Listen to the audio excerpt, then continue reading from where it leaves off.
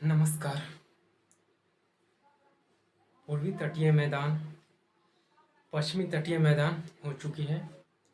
आज हम उत्तर भारत के मैदान को समझेंगे। नॉर्दर्न जो हमारा प्लेन है उसको अच्छी तरह से समझेंगे। यकीन मानिए, आप मेरे साथ जुड़े रहिए, अच्छी तरह से आप समझ जाओगे। जैसे बोल रहा हूँ उसको सुनते हुए आप खुद से कोशिश करें कि नोट्स अच्छी तरह बन जाए।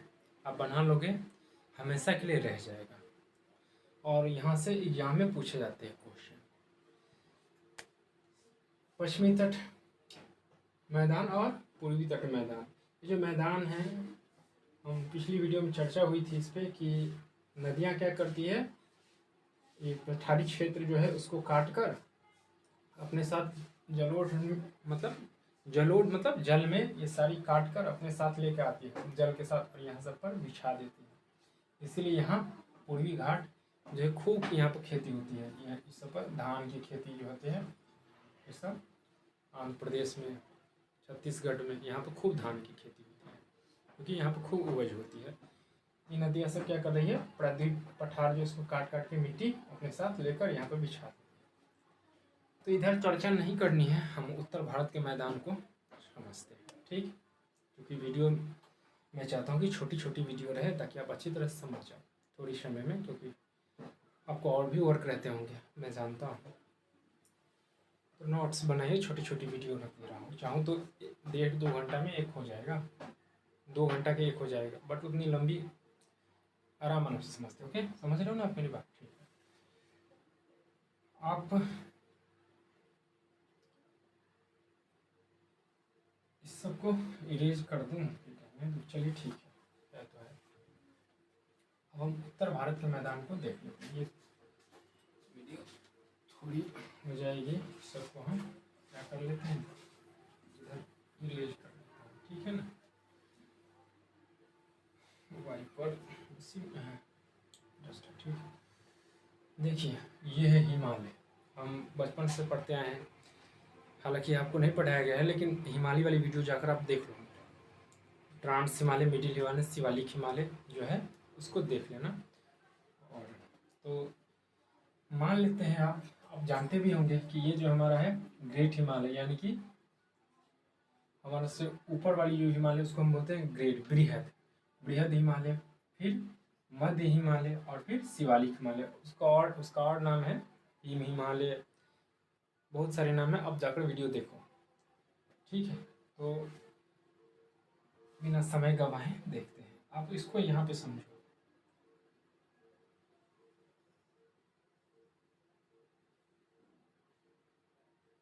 इसको हम ऐसे कर लेते हैं, ठीक है ना। मान लेते हैं ये हमारा है ग्रेट हिमालय, HM कर देंगे, बृहद जिसको आप लोग कहते हो हिंदी में, बृहद हिमालय। उसके बाद ये ले लेते हैं हम मध्य हिमालय, यानी कि मिडिल, मध्य हिमालय, और इसको ले लेते हैं शिवालिक।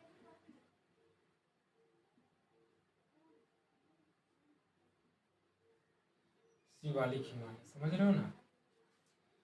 Great Himalaya, middle Himalaya, Shivalik Himalaya. ये वाला भाग हमारा नॉर्थ है और ये वाला साउथ है। देख रहे हो, ये हिमालय प्रायद्वीपीय भारत के पठार के उत्तर में और हिमालय के दक्षिण में, ये जो वाली भाग है यही है उत्तर भारत का मैदान।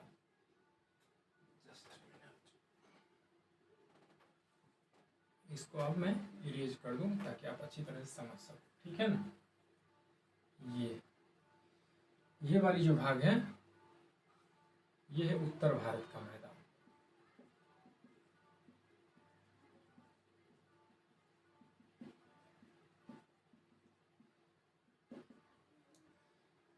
पठार के उत्तर में और हिमालय के दक्षिण में, ठीक है। तो ये है आपका ग्रेट हिमालय, फिर मिडिल हिमालय, फिर शिवालिक हिमालय। एक ट्रांस हिमालय भी होता है, वो उस वीडियो में जाकर देखो। यहाँ से नदियाँ देखिए, जब हिमालय से नदियाँ निकलती है तो एकदम तीव्र होती है, तेजी से निकलती है, और अपने साथ बहुत सारे मतलब शिलाखंड, अब जो स्टोन बड़ा बड़ा, कितना बड़ा आप कल्पना भी नहीं कर सकते। इमेजिन करो आप, मतलब समझो कि आप आपका दरवाज़ा जितना बड़ा है या रूम उतना बड़ा बड़ा शिलाखंड को दहा के लाती है अपने साथ में, समझ रहे हो ना। अपने साथ वो लाती है धक्का देकर। समझो आप, इससे आप कल्पना कर सकते हो कि जो नदियाँ होंगी उसकी वेग कितनी होगी। मतलब आप जिस रूम में रहते हो उस रूम से भी बड़ा बड़ा शिलाखंड क्या करती है नदी अपने साथ बहा कर लाती है। इतनी बड़ी बड़ी जो पत्थर है, इतनी बड़ी बड़ी शिलाखंड को बहा के ले आना साधारण बात नहीं। तो आप समझ रहे होंगे कि उसकी जो वेग होगी कितनी तेज होगी नदी की, तब वो अपने साथ इतना बड़े बड़े शिलाखंड को ले आते हैं। तो ग्रेट हिमालय, मिडिल हिमालय, शिवालिक हिमालय। शिवालिक के बाद क्या है यहाँ पर, ऐसे समझो आप कल्पना करके, शिवालिक के बाद यहाँ पे नदियाँ पत्थर ला के शिवालिक के क्षेत्र में यहाँ पर आके जो भी नदियाँ हैं यहाँ से निकली, फिर यहाँ आते आते आते आते धीरे धीरे क्या होता है इसका वेग कम होने लगता है। नदियाँ का वेग जैसे ही कम होगी तो अपने साथ जो शिलाखंड जो लाती है ना, अपने साथ शिलाखंड, अपने साथ जो शिलाखंड लाती है उसको क्या करती है नदियाँ, इसको अच्छी तरह कर दिया हूँ, अपने साथ शिलाखंड लाती है। तो ग्रेट, मिडिल, शिवालिक से चलते हुए यहाँ आते आते क्या करते हैं इस वाले भाग में शिलाखंड को छोड़ देती है। समझ रहे हो, इस वाले भाग में शिलाखंड को छोड़ देती है। इसे हम भावर प्रदेश कहते हैं। क्या कहते हैं इसे हम, भावर प्रदेश।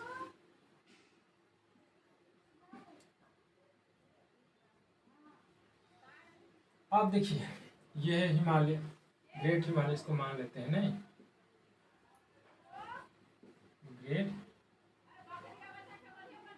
ग्रेट हिमालय। और इसको ये वाली जो भाग है ना, ये बीच वाली ऐसे ऐसे जो मैं अभी कर रहा हूँ समझ जाए, वही है भावर प्रदेश। ये वाली जो भाग है वो भावर प्रदेश है। तो यहाँ पे ये शिलाखंड नदियाँ क्या करती है, इसमें से हिमालय से जो नदियाँ सब निकलती है ना तीनों हिमालय से, तो जैसे ही नदियाँ का रफ्तार कम होती है, जैसे वो अपनी बहाव को कम करती है, तो शिलाखंड सब यहाँ पर आके जम जाती है इस बीच वाली भाग बहुत सारी, यानी कि यहाँ से लेके यहाँ तक सांगपो नदी तक में तीस्ता है। ये वाली जो भाग है ये सब पत्थर है, समझ जाओ, आप कल्पना करना, पूरे में बह जाती है। तो शिवालिक लाई और पत्थर को यहाँ पे रख दिया। अब यहाँ पे पानी का वेग कम हो गया तो क्या करता है कि यहाँ पे ये इतनी छोटी छोटी यहाँ पे, बट शिला बड़ी बड़ी होती है। मैं कहा हूँ थोड़ी देर पहले, बड़ी बड़ी, अब कल्पना भी नहीं कर सकते हो, जाकर कभी देखना भावर प्रदेश में बड़ी बड़ी पत्थर रहता है। तो पत्थर अब यहाँ पर आ गया तो पानी क्या होता है पत्थर के नीचे से बहने लगता है। अब पानी पत्थर के नीचे से बहने लगता है, यानी कि ये सब तो पत्थर है और वो भी बड़ी बड़ी, तो नीचे से बहते हैं और जैसे बहकर आगे निकलती है तो ये वाली भाग सब क्या होता है एक्चुअली कि शिवालिक प्रदेश से जब नदियाँ आगे की ओर जाती हैं ना, यहाँ तक तो तीव्र रहती है, लेकिन जैसे ही आगे की ओर बढ़ती रहती है धीरे धीरे नदियाँ की स्पीड जो है कम होती रहती है, उसका वेग कम होने लगती है। यही कारण है कि भावर प्रदेश तक आते आते नदियाँ का वेग बहुत कम हो जाती है, वो शिलाखंडों को बहाकर आगे की ओर नहीं ले जा पाती है। और यहाँ आते आते इसका भूभाग जो है वो भी थोड़ी ऊंची रहती है, यहाँ पर तीव्र रहती है, तो यहाँ से फटाक से ढलान है तो ले आएगी, यहाँ पर ढलान है तेजी से ऐसे आ गया, यहाँ से ऐसे आ गया, समझ गए, ये ऊंची हो गई है, ऐसे ऐसे करके ऐसे ऐसे आएगा। लेकिन जैसे जैसे आगे की ओर जाएगी स्पीड कम होगी, वेग कम होगा। और शायद यही कारण है कि शिवालिक के बाद जो भी शिलाखंड सब होती है वो यहाँ पर आके जम जाती है, मतलब जम नहीं जाती है, रह जाती है, और इसके नीचे से पानी आगे की ओर बहता है। तो यही भावर प्रदेश है जहाँ शिलाखंड सब लाकर नदियाँ अपने वेग से रख देती है, बड़ी बड़ी शिलाखंड होती है और इसके नीचे से पानी निकल रही है। अब ये वाली भाग जो है ना, नदी का पानी कम, थोड़ा वेग कम हो गया, पानी भी कम हो गया, तो यहाँ पर दलदलीय क्षेत्र हो जाता है। यहाँ पर क्या होता है, दलदलीय क्षेत्र हो जाता है, दलदलीय, यानी कि भावर प्रदेश और उसके बाद दलदलीय क्षेत्र। तो दलदलीय क्षेत्र को एक तराई का क्षेत्र कहते हैं, तराई का क्षेत्र, यह तराई प्रदेश मैं लिख रहा हूँ, मेरी वॉइस को समझते हुए आप नोट्स बनाना। यानी कि प्रदेश, फिर भावर प्रदेश, फिर तराई का मैदान, यानी कि तराई क्षेत्र, तराई प्रदेश या तराई का मैदान। तो तराई प्रदेश में क्या होता है कि यहाँ पर दलदली वाली भाग आ जाती है। तो दलदली वाली भाग आ जाती है ना, तो यहाँ पे खूब गंध सब देने लगता है, मतलब रहने योग्य नहीं है। और दलदली वाली भाग में रेंगने वाले जीव जंतु सब, बड़े बड़े केचुआ, क्या बोलते हैं उसको, मगरमच्छ, यानी कि थोड़ी बहुत ग्रास सब आ जाती है। दलदल है, मच्छर, मतलब एक एक उंगली का मच्छर सब वहाँ पे पाया जाएगा।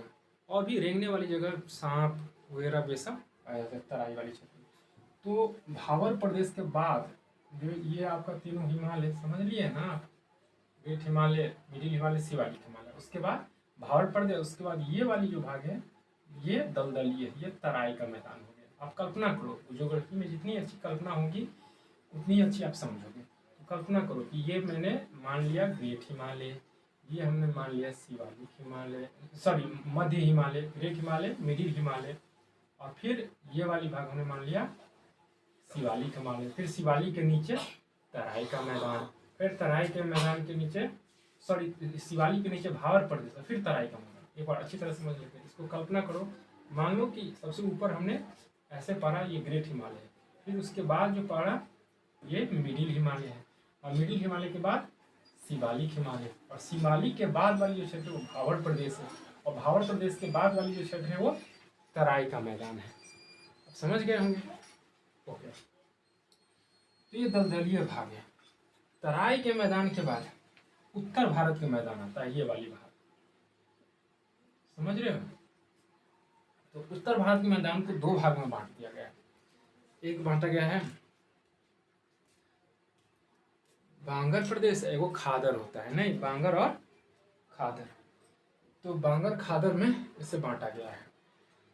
तो इसको समझ लेते हैं। देखिए, आप नोट्स बनाना तो ऐसे लिख लेना कि उच्चावच की दृष्टि से उत्तर भारत के मैदान को निम्न भागों में बांटा गया है। ये 4 भागों में बांटा गया है, मुख्य रूप से भावर प्रदेश, तराई क्षेत्र, और उत्तर भारत के मैदान के 2 भागों में बांगर प्रदेश और खादर प्रदेश। या ऐसे भी उच्चावच की दृष्टि से उत्तर भारत के मैदान को 4 भागों में बांटा गया है, भावर प्रदेश, तराई क्षेत्र, बांगर प्रदेश और खादर प्रदेश। बांगर और खादर उसको बोलते हैं।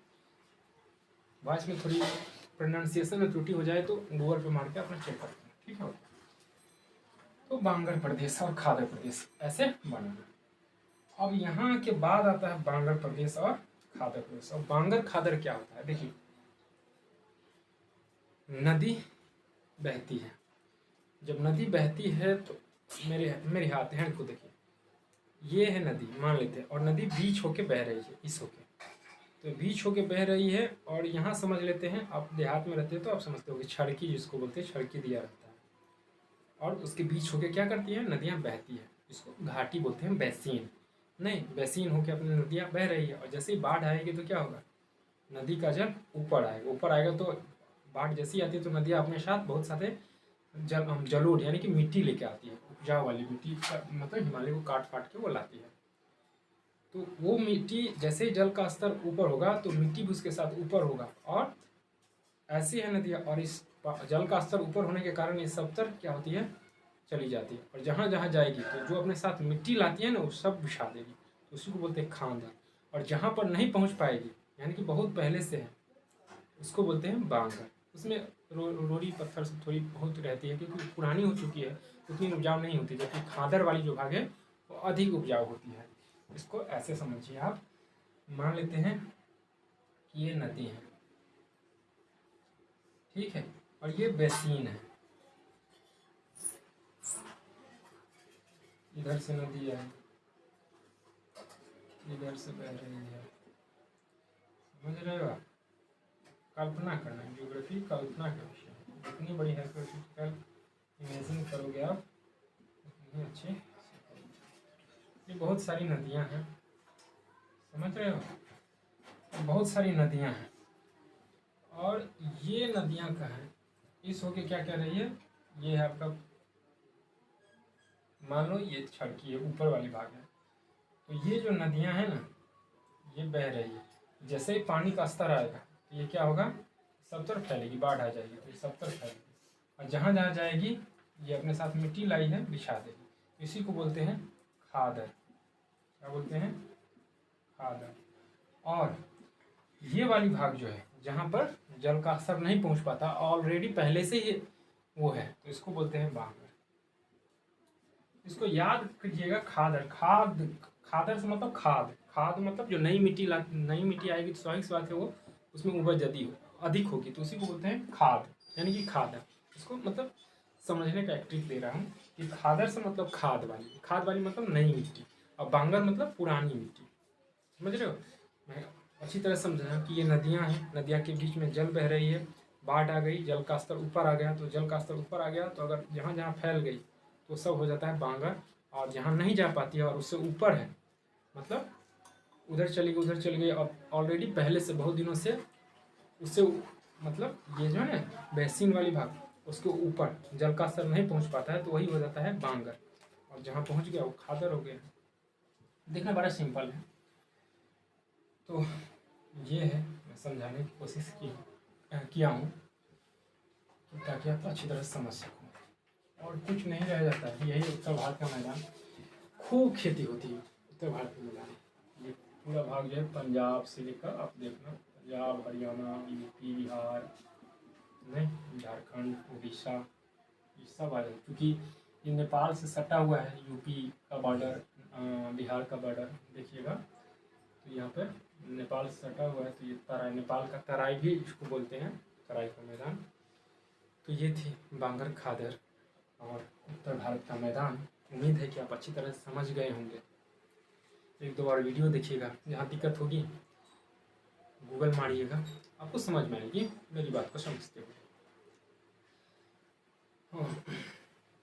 गूगल इसलिए मैं कह देता हूँ ताकि कोई त्रुटि हो जाए बोलते समय, या लिखा हुआ ही इस पर आपको स्पष्ट ना दिखाई दे, तो आप उस पर मार लोगे तो अच्छी तरह समझ भी आ जाएगी। और मेरी बात, एक तो मैं कह रहा हूँ वो आप, मैं जो कह रहा हूँ वो बात आपके दिमाग में बैठी है, और वो देखोगे तो दोनों को मैच करोगे ना, तो फटाक से दिमाग में हमेशा के लिए बैठ जाएगा। बाकी आप वीडियो भी देख सकते हो, तो वीडियो को लाइक, शेयर, सब्सक्राइब जरूर कर दीजिएगा। इस तरह से उत्तर भारत का मैदान खत्म। अगली चैप्टर देखिए क्या होता है। वीडियो को लाइक, शेयर, सब्सक्राइब कर दीजिएगा ताकि आप तक नोटिफिकेशन पहुंच सके कि अगली वीडियो आ गई है। अच्छी तरह से आप नोट्स बनाइए, एक बार नोट्स बना लोगे यकीन मानिए हमेशा के लिए रह जाएगा। और अच्छी तरह से मैं करवा रहा हूँ, आराम से, दिक्कत नहीं होगी आपको। नमस्कार।